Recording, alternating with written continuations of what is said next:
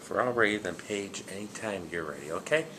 Alright, hello, my name is Paige Elsey. My topic today is mineralogy. Everything you ever want to know but were afraid to ask. Now as I begin this speech, I'm going to take you through a mining cave. All we're going to be having is a single headlight attached to our hard hat.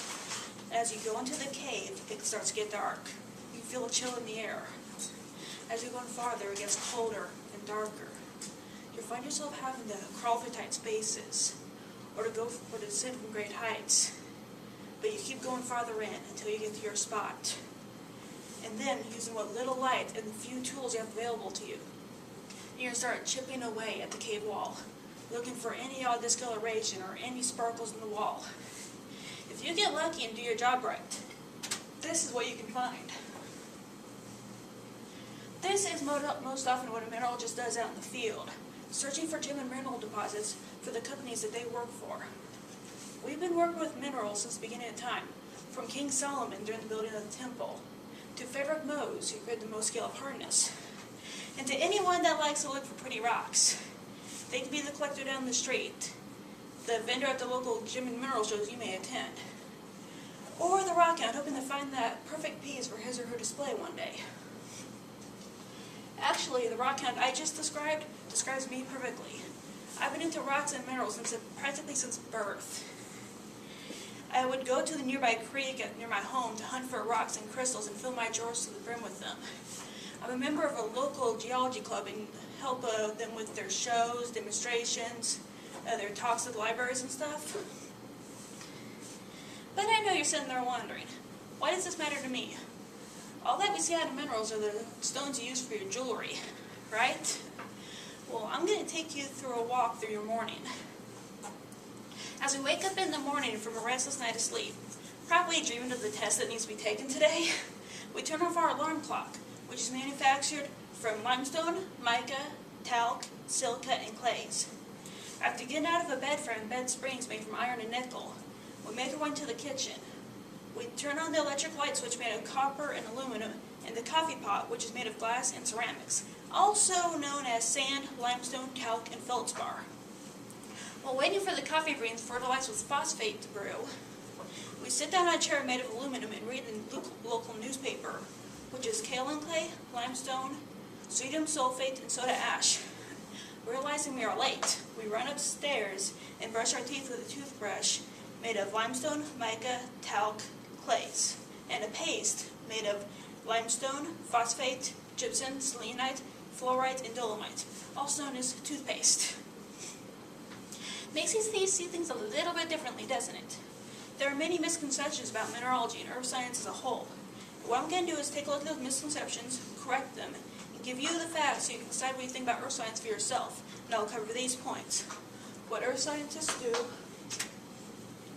minerals versus everything else, what can be done with a mineralogy degree, and mineralogy versus other earth science careers. A typical view of geology is the hermit geologist in the middle of nowhere hoping to find gold or strike oil. Well, while geology does require a lot of field work, a lot of geologists' time is spent in the lab studying the specimens collected or sent to us by companies or even other colleges. The field work is often examining caves, quarries, or any area with rocks in it, to try to figure out how they were made, what is in it, or even try to predict an upcoming disaster like an earthquake or a volcanic eruption. Another thing that gives mineralogists trouble comes from movies like Indiana Jones or the newer Journey to the Center of the Earth. For one thing, both films showcase very different careers. In Indiana Jones, the career is archaeology, which is not even a study of geology, but a study of past cultures. And in Journey to the Center of the Earth, that field is volcanology, meaning, of course, the study of volcanoes. Another very, very obvious issue is, of course, realism, especially in Journey to the Center of the Earth. Now, don't get me wrong, I loved that film, but it is impossible to find the center of the Earth. You first would be squished to a bug by the size by the gravity, and then burned to a crisp by the magma. My next topic to cover is minerals versus everything else. Now, up here I have the definition of a mineral. Now, don't be afraid, I'm going to translate some of it. A mineral is naturally formed. It is a solid object. Now, it has a crystalline structure, and it has a specific chemical makeup. There are various ways to identify a mineral, including color, which is obvious. Luster is the way that the light will reflect off of your rock. Streak is the color of the streak that the rock leaves when you scratch it against the marble plate. Cleavage means the plane of fracture that a rock will have when you smash it, most often shown in fluorite. Taste, which again is obvious, you taste the rock. And hardness, which goes off the Mohs scale of hardness.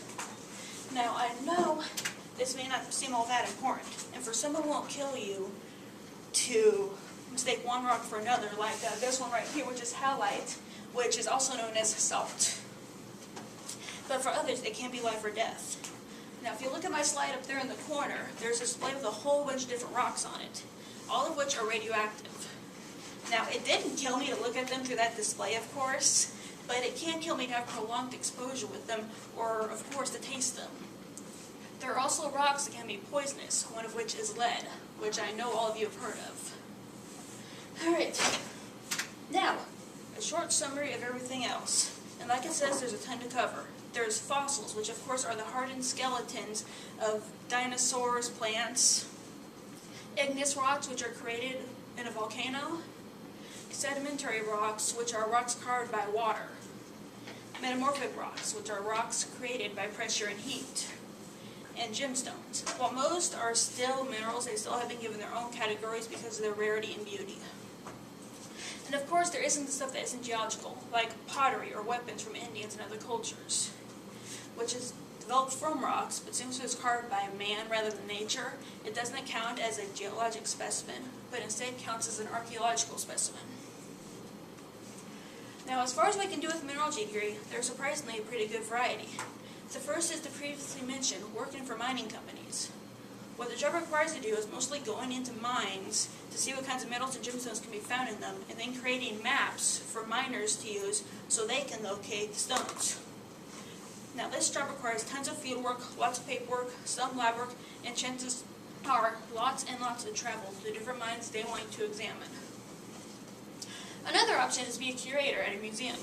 Curators plan and oversee the arrangement, cataloging, and exhibition of collections.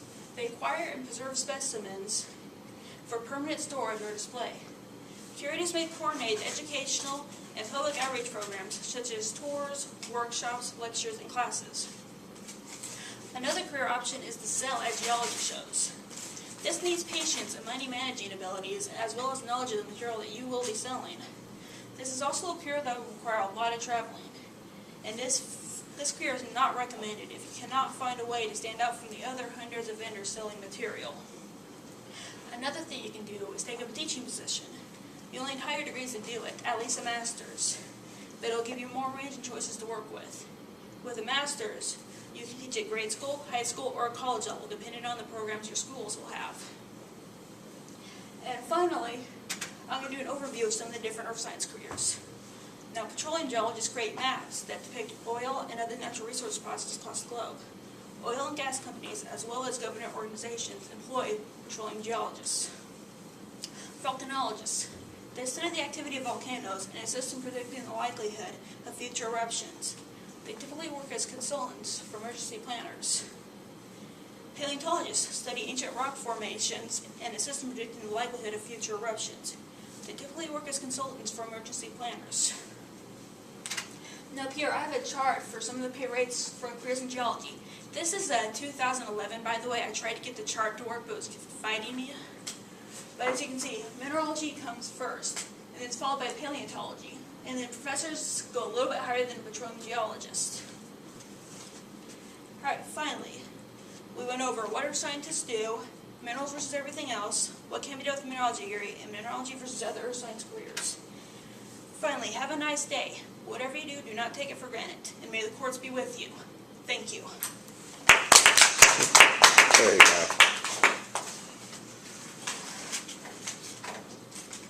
How far over the 9 did I go? Just slightly. It was 9:18, so that's good. Just a little bit. Wrong thing. Typically, I did not. When I practiced that many times, I typically stuck around about 8:40. But that's okay.